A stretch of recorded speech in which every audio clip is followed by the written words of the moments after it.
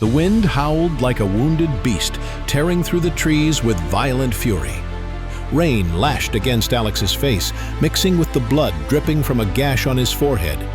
His breath came in ragged gasps as he stumbled through the darkness, his muscles screaming in protest.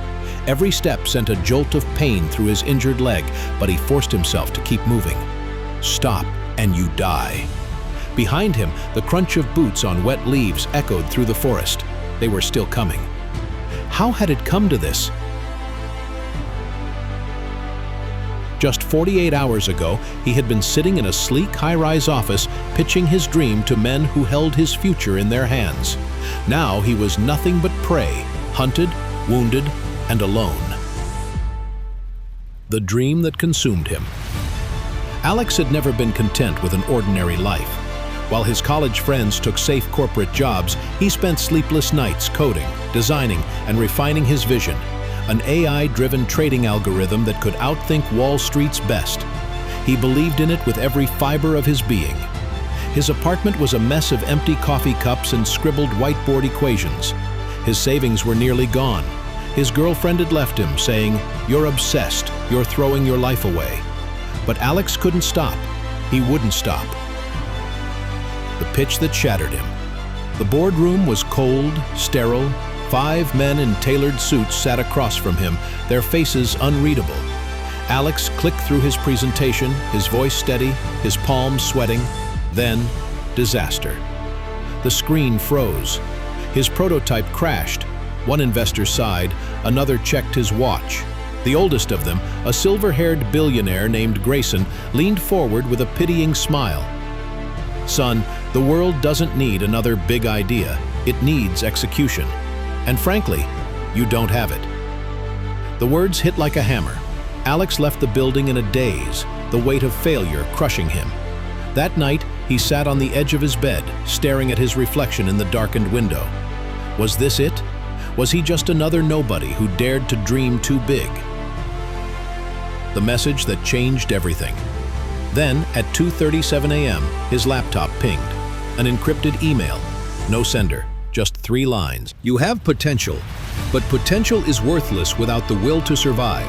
If you want to prove yourself, be at Dock 17 at midnight. Come alone." Alex's fingers hovered over the keyboard. It was insane. A trap, maybe. A joke. But something inside him, some deep, unkillable instinct whispered, "Go." The test begins. Dock 17 was abandoned, swallowed by fog. The air smelled of salt and rust. Alex's footsteps echoed as he stepped onto the rotting wood, his pulse pounding in his ears. Then, movement.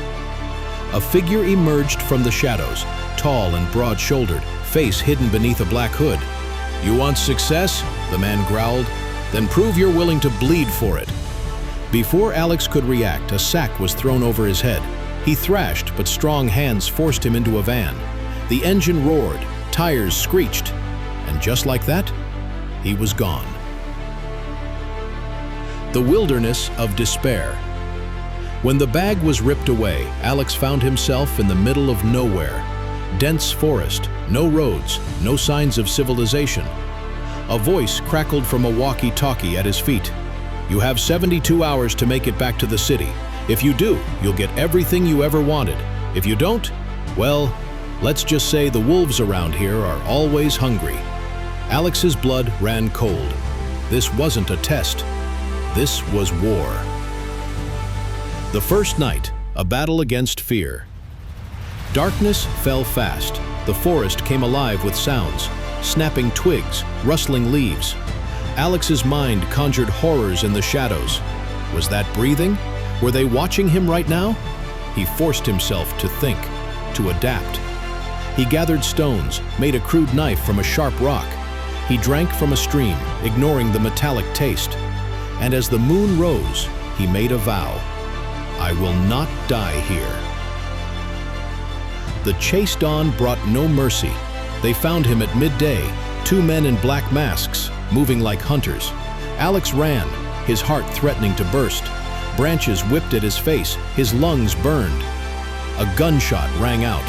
Bark exploded beside his head. Pure adrenaline took over. He zigzagged through the trees, leaped over a fallen log, and pain. A searing hot slash across his arm. He'd been cut, but he didn't stop, couldn't stop. The turning point. As night fell again, Alex collapsed behind a boulder, gripping his wounded arm. His body begged for rest.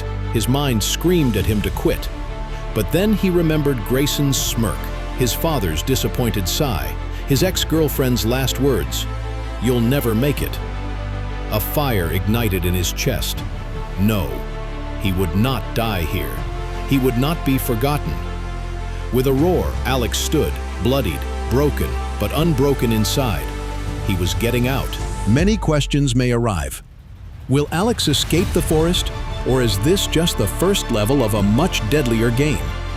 Who are these hunters, and why did they choose Alex? That rock in his hand might save him now, but what happens when they come back with guns?